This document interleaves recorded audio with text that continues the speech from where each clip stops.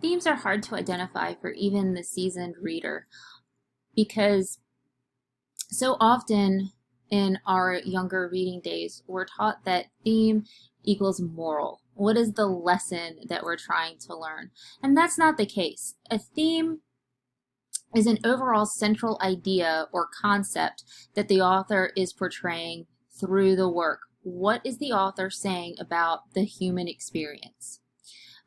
Because theme emerges from all of these elements working together, there's no one-size-fits-all model for helping to identify theme.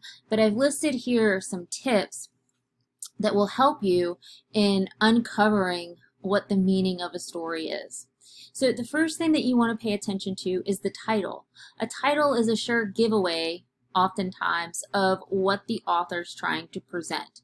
And you can look through the rest of the text to see how the author treats that title. You can list any recurring phrases and words, certain concrete terms like love or things that are found in the title, objects of value or potency, symbols. You can identify any statements that the characters or the narrator makes about a general concept, issue, or topic. If there's a third-person narrator, the narrator is often going to give you what he or she sees as the truth, and the same with a first-person narrator. You can identify changes in a character, and what I mean by that is characters are always changed because they're changed by the climax, they're changed by the conflict, and oftentimes they articulate some sort of truth or insight that she or he seems to have discovered.